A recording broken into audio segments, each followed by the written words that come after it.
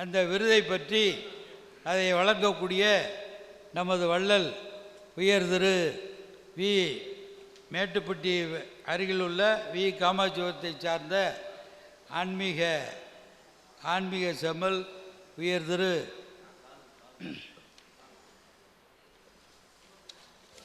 என் சிவகுமார் அவர்கள் வழங்க இருக்கின்றார்கள்.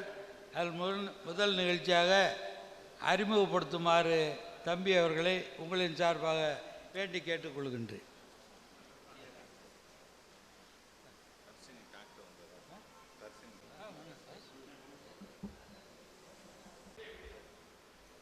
கருவறையில் உடல் வளர்த்த தாயையும் உயிர் வளர விதை கொடுத்த தந்தையையும் என் தேவைகள் தீர்க்கும் தெய்வமாம் மனைவியையும் இம்மூவரையும் எனக்களித்த முக்கண்ணனையும் முதலில் வணங்கி உயிர்களாகி உடல்களாகி உறவுகளாய் வந்திருக்கும் அனைத்து சொந்தங்களையும் வணங்கி ஐயா வஉசியை பற்றி நிறைய பேர் நிறையா பேசிட்டாங்க. அண்ணனை பற்றி சொல்லிடுவோம். அண்ணனுக்கு வந்து ருத்ரபூஷன் ஒரு விருது கொடுக்கணும் அப்படின்னு நாங்கள் எங்களுடைய அறக்கட்டளையின் சார்பாக ஒரு முடிவெடுத்தப்ப அண்ணன் வந்து எனக்கு என்ன தகுதி இருக்குது இந்த விருதை வாங்குறதுக்குன்னு சொல்லி கேட்டாங்களாம். அவங்களுக்கு என்ன தகுதி இருக்குது அப்படிங்கிறத சொல்ல வேண்டியது நம்மளுடைய கடமை. முதல்ல வந்து தன்னுடைய வாழ்நாள் முழுவதும் சைவத்தின் அடையாளமாக சைவத்தினுடைய அடையாளத்தை தன்னுடைய நெற்றியில் சுமந்து தன்னுடைய மறைவுக்கு பின்னரும் சிவத்தையும் சிவனோடு சேர்ந்து சைவத்தையும் தன் உருவ படத்தோடும் சுமந்து மரணத்தை வென்று வாழ்ந்து கொண்டிருக்கும் பெருமகனார் ஐயா வஉசி அவர்களின் வம்சத்தில் பிறந்தது முதல் தகுதி. வம்சத்தில் வந்தால் மட்டும் போதுமா, தகுதி வந்து விடுமா அப்படின்னு ஒரு கேள்வி இருக்கும். எத்தனையோ நல்ல மனிதர்களுக்கு பிள்ளைகளாய் பிறந்து தன்னொழுக்கம் கெட்டு வாழும் உடல்களுக்கு மத்தியில் தன் சொத்துக்கள் முழுவதையும் தேசத்துக்காகவும் தான் பிறந்த தமிழினத்துக்காகவும் வாரி வழங்கிய வள்ளல் பெருமகனாரின் வழிவந்த அண்ணன் சிதம்பரம் அவர்களுடைய தகப்பனார் திரு வாழைஸ்வரன் இறக்கப்பட்டதால் தான் எல்லாமே நம்ம இழந்து சமுதாயத்தில் இறங்கி நிற்கிறோம் என எண்ணி இறுக்கி பிடித்து வாழ வேண்டும் என்று எண்ணமின்றி இயன்றதை செய்ய வேண்டும் என்று வாழ்ந்து உயர்ந்த தெய்வ திரு வாழைஸ்வரனுக்கு மகனாக பிறந்தது இரண்டாவது தகுதி. தேசிய தலைவராய் வாழ்ந்து தமிழின தலைவராய் மருவி சாதி தலைவராய் சமுதாயம் சுருக்கிய போதும் தான் பிறந்த சாதியின் துணை கொண்டு சமுதாயத்திற்கு தன்னால் இயன்றதை செய்ய நினைப்பது செய்து கொண்டிருப்பது அண்ணன் சிதம்பரத்துக்கு தனித்தகுதி. குலப்பெயரையும் கெடுக்காமல் தன்னொழுக்கம் தவற விடாமல் இயன்றதை இல்லை எண்ணாமல் செய்யும் சேவைகள் பெரும் தகுதி. இத்தனை தகுதி நிறைந்த உங்களுக்கு ருத்ரபூஷன் விருதினை வழங்கி கௌரவிப்பது எங்களது வாழ்வையும் வரலாற்று படிகளில் இடம்பெறச் செய்யும் என்பது எங்களுக்கு கிடைத்திருக்கிற ஒரு குட்டி தகுதி. அதனால் வந்துட்டு எல்லாருமே வந்து இப்போ இங்கே இருக்கிற எல்லாருமே வந்து சாமி கும்பிடுவீங்க, அதில் ஒன்றும் டவுட் இல்லை. இப்போ இந்த படத்துலேயே பார்த்தீங்கன்னா சில பேர் வந்து சைவத்தினுடைய அடையாளங்களை சுமந்துக்கிட்டு இருக்காங்க, சில பேர் அது இல்லாமல் இருக்காங்க. எல்லாரும் கூடுமான வரைக்கும் அது இருக்கணும் அப்படிங்கிறது எங்களுடைய வேண்டுகோள். இங்கே வந்து கடவுளை இப்படி தான் கும்பிடணும்னு நமக்கு சொல்லி கொடுத்துருக்காங்க. அந்த அடிப்படையில் வந்து யாருமே போய் நின்னோடையுமே கடவுளை கும்பிட்றது என்ன அப்படின்னா எனக்கு இது வேணும் அது வேணும் அப்படிங்கிறது தான் வந்து வேண்டுதலாக இருக்குது. அல்லது என்னுடைய குறைகளை தீர்த்து கொடு இப்படின்னு எல்லாமே சுயநலமாக தான் போய் கேட்டுக்கிட்டு இருக்கோம். அவங்களாம் எப்படி வேண்டுனாங்கன்னு நமக்கு தெரியாது. ஆனால் இறைவனை இப்போ நம்ம பழகிட்டோம், ஒரு 10 நாள் பழகுறோம், திரும்ப சந்தித்தோம்னாலே நீங்கள் எப்படி இருக்கீங்கன்னு கேட்குறது நமக்கு பழக்கம். ஆனால் நம்ம படைத்த இறைவனை பார்த்து யாருமே வந்து நீங்கள் எப்படி இருக்கீங்கன்னு கேட்டுறதே கிடையாது. கடவுளை நீ எப்படி இருக்க, நல்லா இருக்கியா, சாப்பிட்டியா, ஊர் பைய பூரா வந்து எல்லாம் கேட்பான், அவனை தொந்தரவு பண்ணுவான். சரியா? அப்படிலாம் கேட்கும்போது ஒன்றும் கவலைப்படாத, என்னை நீ எதுக்காக இங்கே அனுப்பிச்சிருக்க, உனக்கு வேலை செய்யத்தானே, உனக்கு பணிவிட செய்யத்தானே என்னை அனுப்பிச்சிருக்க. அப்படிங்கும்போது நான் அதை செய்கிறதுக்கு இருக்கேன், உன்னுடைய வேலைகளை என்னோடு பகிர்ந்து கொடு என்று கேட்கிற பழக்கம் இங்கே யாருக்குமே வரதில்லை. அப்படிலாம் பகிர்ந்து கொடுன்னு கேட்டு வாங்கிட்டு வந்தவங்க தான் வஉசி ஐயா அவருடைய வாரிசுகள் எல்லாருமே. அது மாதிரி அவங்கள வந்து பெருமைப்படுத்துறது, இந்த விருது கொடுக்குறத நாங்கள் தகுதின்னு நினைக்கிறோம். அதோடு மட்டும் இல்லாமல் அண்ணன் தனபாலனை வந்து இந்த நிகழ்ச்சியை கிட்டத்தட்ட ஒரு 42-43 வருஷமாக நடத்திட்டு இருக்காங்கங்கிறது நமக்கு தெரியாது. ஏன்னா நம்ம வந்து இந்தியாவில் இல்லை.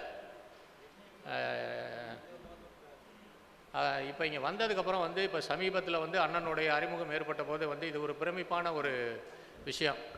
ஆனால் அதுக்கான வந்து நம்ம ஆட்கள் வந்து அதுக்கு ஒரு ஒரு அங்கீகாரம் கொடுக்கணும். அந்த அங்கீகாரம் இல்லாமலே செயல்பட்டுக்கிட்டு இருக்குங்கிறத நினைக்கும் போது கொஞ்சம் வருத்தமாக தான் இருக்குது. எல்லாரும் வந்து அவருக்கு வந்து ஆதரவு கொடுக்கணும். நம்மளால் முடிஞ்ச ஆதரவுகளை கொடுக்குறோம். அண்ணன் வந்து அவங்களுடைய ஆதரவை எப்பயுமே கொடுத்துக்கிட்டு இருக்காங்க. அது மாதிரி வந்து இங்கே இருக்கக்கூடிய எல்லாரையும் வந்து வந்திருந்த அனைவருக்கும் வந்து ரொம்ப வணங்கி பாராட்டி இந்த வாய்ப்பு கொடுத்த எங்களுக்கு நன்றி கூறி நான் விடைபெறுகிறேன். நன்றி, வணக்கம்.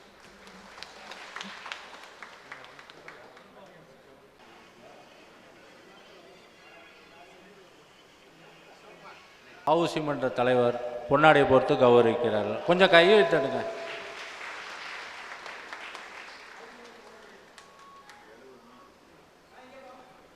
நினைவு பரிசும் வழங்கப்படுகிறது. நினைவு பரிசு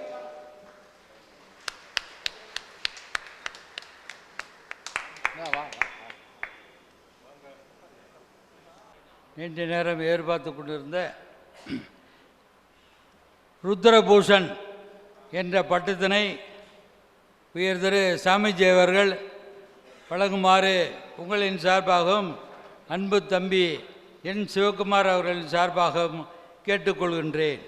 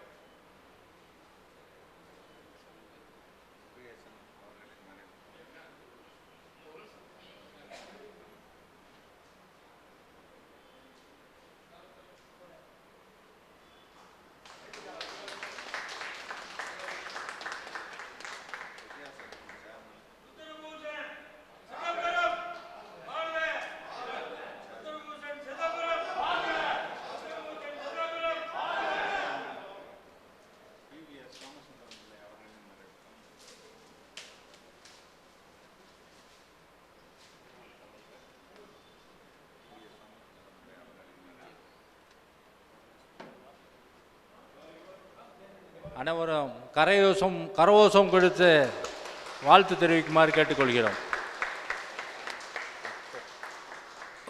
வ.உ.சி. சிதம்பரம் பிள்ளை அவர்களுக்கு பழனி அருள் பிரசாதம் வழங்கப்படுகிறது.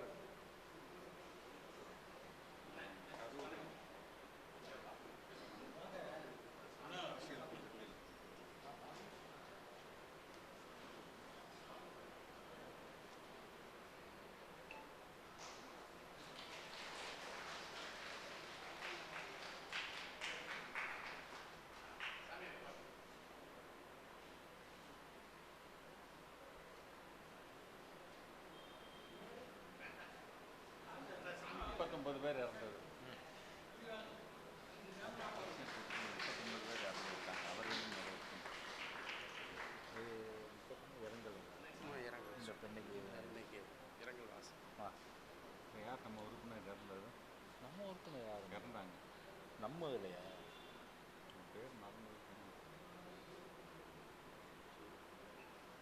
இவர் வார்டு கவுன்சிலர் இறந்து போனார். காங்கிரஸ் மன்ற உறுப்பினர் உட்பட 39 பேர் வார்டு கவுன்சிலர் நகராட்சி கவுன்சிலர் சோதிராமலிங்கம் அவர்கள்.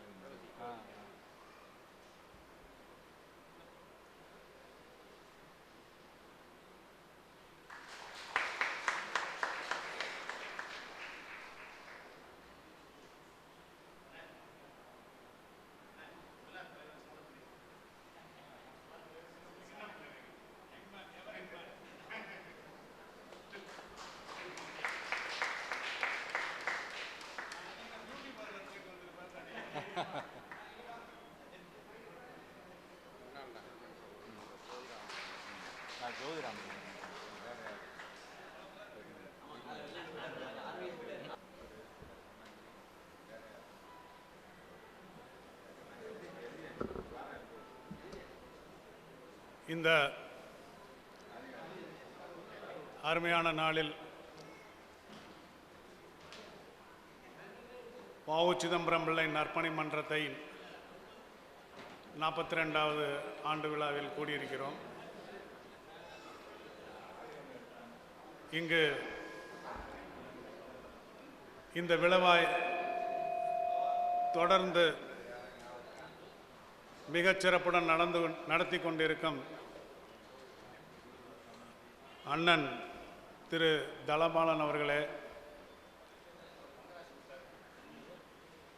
மருத்துவர் திரு திருலோகச்சந்தர் அவர்களே, பழனி ஆறுமுகம் பிள்ளை அவர்களே, இந்த விழாவிற்கு என் அழைப்பின் பேரில் வந்திருக்கும் நலன் கேட்ரிங் செந்தில்குமார் அவர்களே, சுரேஷ் அவர்களே, மதுரையிலிருந்து வந்திருக்கும் ஜிம் தாஸ் அவர்களே, முத்தாய்ப்பாக இந்த விழாவில் எனக்கு ருத்ரபூஷன் என்ற விருது வழங்கி அமர்ந்திருக்கும் கல்வி வள்ளல் திரு சிவகுமார் அவர்களே, அவரது தம்பி கார்த்திகேயன் அவர்களே, இங்கு வந்திருக்கும் உறவுகளே, மேடையில் அமர்ந்திருக்கும் பெரியவர்களே, அனைவருக்கும் எனது காலை வணக்கம். நான் உண்மையில் தனபலான் என்று சொன்னப்ப இந்த விருதுக்கு நான் தகுதியா என்று கேட்டேன். எனக்கு தோன்றவில்லை. அதனால் எதற்கு இந்த விருது என்று கேட்டேன். நான் இல்லை, தம்பி சிவகுமார் இப்போ விளக்கம் சொன்னார். அந்த விளக்கங்கள் ஒரு ஏற்புடையதாக ஓரளவுக்கு இருந்தாலும் இந்த விருதை மிக கடினமான ஒரு தமிழ் மொழியில் எழுதியிருந்த சிவஞான போதத்தை எளிய தமிழாக்கம் செய்து உரை எழுதிய நமது மதிப்பிற்குரிய கப்பலோட்டிய தமிழன் வ.உ. சிதம்பரம் பிள்ளை அவர்கள் சார்பாக இதை நான் பெற்றுக்கொள்வதில் பெருமை அடைகிறேன். இது எனக்கானதல்ல, வ.உ.சிக்கானது என்று சிவகுமார் அவர்களே நீங்கள் சொன்னதற்கு விளக்கம் நான் சொல்லிக் கொண்டிருக்கிறேன். அதாவது சிவஞான போதத்திற்கு உரை எழுதிய, திருநெல்வேலி சைவ சித்தாந்த கழகத்தில் பலமுறை உரையாற்றிய, தூத்துக்குடி சைவ சித்தாந்த கழகத்தில் பலமுறை உரையாற்றிய, மிகவும் ஆழ்ந்த சைவப்பற்றுடைய சிவபக்தர், சிவபக்த சபை நடத்தியவர். இவர் சிவபக்த சேனா நடத்துகிறாரு. அவங்க சிவஞான மார்க்க சபை நடத்தினது, அதில் அவர்கள் உறுப்பினர். அத்தகைய ஒரு சிவபக்தரான கப்பலோட்டிய தமிழன் வ.உ. சிதம்பரம் பிள்ளையின் சார்பாக இந்த விருதை நான் பெற்றுக்கொள்வதில் பெருமை அடைகிறேன். அது எனக்கு உரித்தானதா அல்ல, எனது தாத்தாவிற்கு உரித்தானது. அது உங்கள் கருத்து. மேலும் நான் என்னோட வீட்டில் படிக லிங்கம் தான் என்னோட பூஜை அறையில் மண்டபத்தில் இருக்கும். இந்த லிங்கம் சிறப்பாக இருக்கு. இதையும் வைத்து நான் வழிபடுகிறேன். இப்போ நம்ம ஆயுள்கால உறுப்பினர் திரு தொழிலதிபர் B.S. வெங்கடேசன் அவர்கள் சில வார்த்தைகள் சொன்னார். அது எத்தனை பேர் கவனித்திருப்பீர்கள் என்று நான் தெரியவில்லை. 1905ஆம் வருடம் வ.உ. சிதம்பரனார் ஆரம்பித்தது தென்பகுதியில், தென் தமிழகத்தில் சுதேசி இயக்கம். 4 பேர் பில்லர்ஸ். கிழக்கே பிபின் சந்திரபால், வடக்கே லாலா லஜபதி ராய், மேற்கே பாலகங்காதர திலகர், தெற்கே நமது மதிப்பிற்குரிய கப்பலோட்டிய தமிழன் வ.உ. சிதம்பரம் பிள்ளை. இவர்கள் 4 பேரும் ஆரம்பித்தது தான் சுதேசி. முன்னெடுத்து சென்றது சுதேசி இயக்கம். அந்த சுதேசி இயக்கத்தின் தாற்பயம் என்ன? அந்நிய பொருட்களை உபயோகிக்காமை, இந்திய பொருள்களை உபயோகிப்பது. அதன் ஒரு வழியாகத்தான் நமது தாத்தா அவர்கள் முடிவு செய்தார்கள், வியாபாரத்திற்கு வந்த வெள்ளையனை வியாபாரத்தாலே வெளியேற்ற வேண்டும். அதனால தான் உதயமானது சுதேசி கப்பல் போக்குவரத்து துறை கழகம். ஸோ சுதேசி இயக்கம், சுதேசி கப்பல், சுதேசி கூட்டுறவு பண்டகசாலை, சுதேசி விதை கழகம், சுதேசி நூற்பு சங்கம், நூற்பாலை சங்கம் என பல